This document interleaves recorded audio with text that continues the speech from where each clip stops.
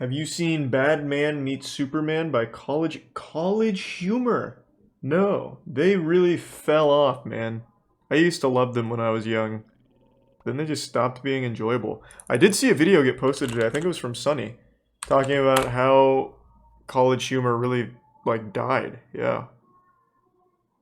Like, everything they did just became, like, hard to watch. It was just like, ugh.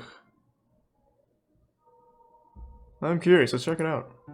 Almost everyone at College Humor lost their jobs today. That was the title of a news article published in January 2020 after College Humor reduced its staff from around 100 people to less than 10. The need to lay off a whopping 90% of their workforce had come about because of financial troubles. The channel wasn't profitable. College Humor had suffered from multiple changes in monetization rules. Many of their spin-off products were launched with varying levels of success, all while their general viewership had declined from beyond 100 million per month to around 15 million per month recently. Similar to Smosh as covered previously, College Humor actually began as a separate website in 1999. However, while Smosh saw a little success on their website prior to making videos, College Humor was the opposite. In the 6 years between 2000 and 2006, the College Humor website saw massive success by posting content which was, quote, dedicated to the goofy things that college kids find funny. The fact that College Humor's audience were college kids meant that a lot of the content and humor posted was slightly controversial. They used to have the prank wars. There was a section for funny drunk college photos, offensive signs, and sexualized images, in conjunction with a message on the homepage from October 2000 which read, "Attention parents and people over 32. Necessary warning. We've had several complaints from parents and older people who are offended after looking at this site. Please note that the name is College Humor and not Parent Humor. You will be offended if you explore this site anymore, so please do not proceed. Also, if you're younger than 18, some of this stuff may not be appropriate. We understand that by saying this, we're drawing more under 18 kids into the site, but oh well. Oh, and don't try stuff you see on here at home. Thanks." This message gives us a pretty good insight into the image that College Humor was going for. It seemed as though they almost wanted to rustle some jimmies in order to show their users that they were willing to push boundaries, and it worked extremely well. Our third month, we got a check for $8,000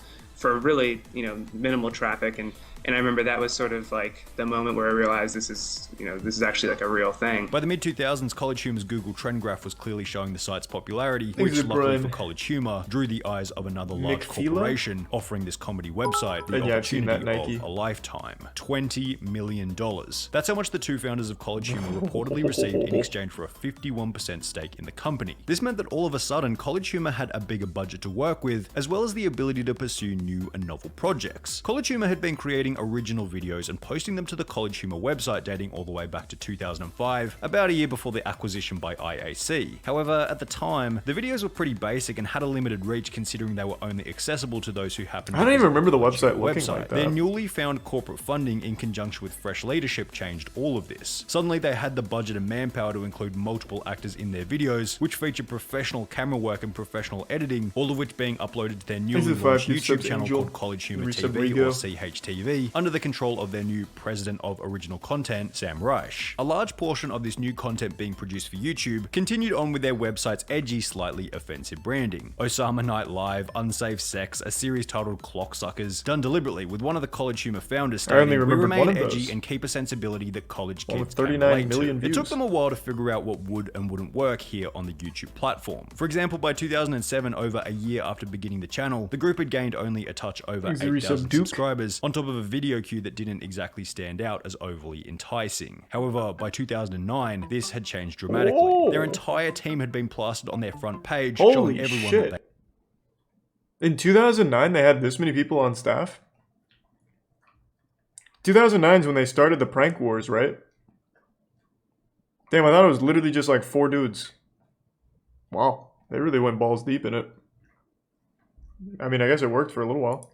They meant business. And if you scroll down a little bit to the video section, not only did their thumbnail show that the channel had access to professional animators, but they also often displayed a large cast nestled within professional video sets. From a competition standpoint, College Humor's corporate media backing and access to a huge team of professionals simply put them miles ahead of every other channel at a time when most featured little more than one person talking into a webcam. This would then reflect in their subscriber count. In the 10 months between February 2009 and December 2009, the channel's subscriber count skyrocketed from 150,000 to over 500,000, placing them in the position of YouTube's 16th. I still remember those channel. medals, 6 months later, man. The channel was at 1 million. That shit was By cool. 2014, College Humor had been ranked as New Rockstar's 76th greatest channel of all time. The backbone of this growth was not only the professionally produced skits, as previously mentioned, but also the incredibly likable, relatable characters within the videos. Jake and Amir, who were two of the most popular characters on the channel, hosted a series in which Jake would play a logical, rational, calculated office worker, having to deal with this irrational, annoying odd Those are the two guys I remember. Amir. The two would eventually release over 600 episodes of Jake and Amir between 2007 and 2015, at which point they would discontinue the series and leave College Humor altogether, with the goal of working on their own channel and podcast. However, Jake and Amir weren't the only notable characters to What do they do College now? Humor, as highlighted by somewhat of a viral Reddit post in early 2017. What happened to College Humor? They used to be so much better. Like, I know they had at least 15 actors, animation, so much better skits, and it seems as if they had a lot still more post money. together? Now there are only 5-ish actors and nothing near as good quality. The 8,000 plus upvotes and 700 comments on the post showed that many shared a similar opinion. Jake and Amir left, simple as. And on a similar vein, I think a lot of their top talent moved on to bigger and better things. Instead of leveraging that alumni network and doing better, it seems they decided to take on the BuzzFeed model of business, and so they suck now. The comment related to College Humor taking on BuzzFeed's business model was partially true. College Humor didn't have a super strong political flavor tried to follow in the same way BuzzFeed. that BuzzFeed did. There was certainly a slight political bias with many videos criticizing America's president. However, most of these videos were pretty mild, done in the name of comedy, and didn't give you the idea that they were trying to have an impact on the next election in the same way that BuzzFeed did. The other thing that set College Humor apart from BuzzFeed was that College Humor kept their content somewhat talked rude about and that offensive. earlier. Even after the adpocalypse in 2016, College Humor kept the uncensored swearing and edgy topics alive, which the audience respected as it's simply less common, and it shows that you're willing to take a risk in order to keep the content authentic. However, in the case of College Humor, it may not have been a risk worth taking, as in 2018 they would reveal that it was severely hurting the channel's profits. It came in a video titled How the Internet is Ruining Comedy, posted on the 27th of September 2018, in which the College Humor director Sam Reich would state, "Making internet videos is challenging, mostly because it pays Dick, and Dick doesn't pay for internet videos." That's so fucking wrong. That internet creators are dreadfully overpaid. I don't know what the fuck he's talking about. Just because College Humor's making stinkers. Like, I don't know what to tell you, man. People on the internet make way more money than most people expect, and more than they most likely should. Like, this dude is just fucking wrong. Outright wrong. Thanks to the resub Danny and the 10 gift subs Billy. Thank you, man. I appreciate the generosity. Quite well at this point, gaining around 80 million views a month. However, each video was only on average between 3 and 6 minutes in length, which may not have been bringing in enough money to cover the wages of over 100 staff. Later in that same video— No, I'm not exaggerating. Like, I guess I can't get too deep into specifics. There is a channel that was once pretty popular. It is not anymore. And a single ad slot on that channel, they were selling for $300,000. A shout out. A shout out on that channel, $300,000. That was only 2 years ago. Not making that up. There's a tier 1 Amaui and tier 1 Jinx. I'm not going to say the channel, but it's absurd. It is absurd. That's only one rare instance? No, it's not. Take, for example, Apex Legends. You remember how much they paid streamers to play the game for 3 hours? They paid $1 million to Ninja to play Apex Legends for like 3 hours. What are you talking about?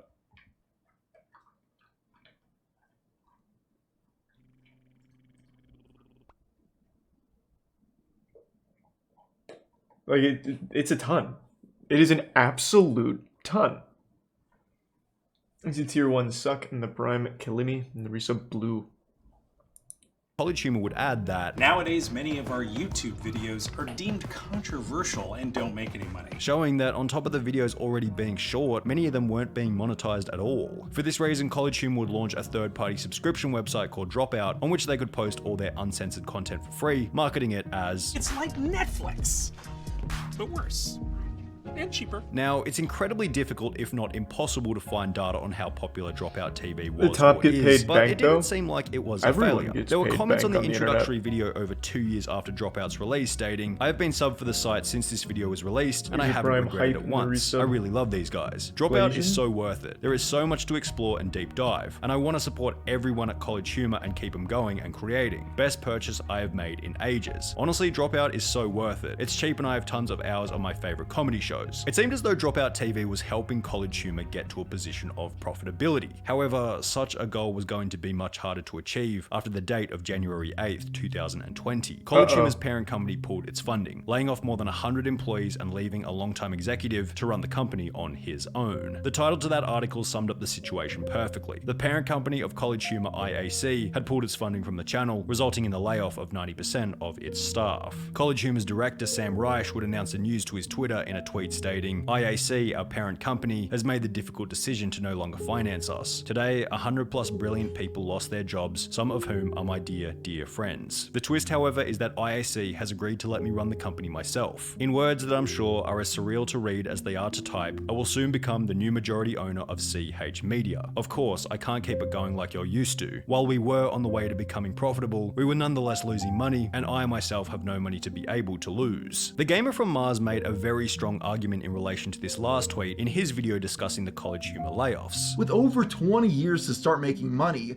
how much longer did the team expect the financial backers to True. invest in this content before they'd be justified in cutting their losses? Any day It's now. a very good point. If the website began in 1999, was funded by IAC in 2006, and was still unprofitable by 2020, 14 years later, IAC were probably getting pretty sick of waiting around for the project to take off. The gamer from Mars then goes on to state another thing. Their lack of profitability would Resub likely Infinite, be the acceptable Prime if Nelson. the business was growing. Yet all signs showed that things were actually going in the opposite direction. Their Google search volume was down tremendously alongside their YouTube viewership, which had also taken a dive since the early days of the channel. After 14 years without profitability in a business that was seemingly headed in a negative direction, it's hardly surprising to hear that IAC eventually decided to pull the plug. However, things certainly weren't over, and unexpectedly, the removal of IAC's funding might have actually been a blessing in disguise. In the 12 months prior to IAC pulling its funding, working with its full team He's a of prime 100 trash. employees, the channel gained a total of 457.6 million views, equivalent to 38 million per month. However, in the 12 months after IAC pulled funding, with a smaller budget and a team of between only 5 and 10 people, the channel gained a total of 468.2 million views, equivalent to 39 million per month, meaning that there was Prime really no Chucky. change in viewership after College Humor's 90% staff layoff. You'd think that it would be chaos, disorder, complete and utter pandemonium following the loss of I don't know why they had 90% of the 100 employees workforce. to begin However, with. perhaps it made things more simple, streamlining the content creation process while getting rid of people who seemed important, yet might have just been holding things up or adding insignificant changes without anyone realizing. When looking at the content itself, it didn't seem like much had changed after their funding was pulled. Sam Reich stated that some of their projects will need to take on bold new creative directions in order to survive. Also, as previously mentioned, I can't keep it going like I used to. Yet, when comparing the content to before then after I feel the like removal of early their funding, 2000s humor is gone forever. Not entirely, but the worst parts of it certainly are. I do this every time someone brings that shit up. Like, the early 2000s had the best humor. Like, you're definitely misremembering. Like, this was what was popular in the early 2000s on YouTube. What was his big video? Oh, all of them were pretty shit, but the one I always go to. The one with the clothes hanger. The fuck was it? What the fuck was it? I think it's his most popular video. Yeah, this one. Grandma, you know, I'm so sorry we had to put you in that nursing home, but we just couldn't afford to take care of you anymore, and this just makes it easier for everybody. So, you're spooning with him right now. His name's George. He's 97. I'm gonna kiss some girls. I'm gonna kiss some girls. I'm gonna kiss some girls. I'm gonna kiss some girls. Yeah. Yes. So I think it's a good thing that most of it's gone. Sorry, man. What the hell is that? I'm not baking anything. I'm on the phone. What the hell's wrong with you? You got headphones in yours. I'm gonna have to go.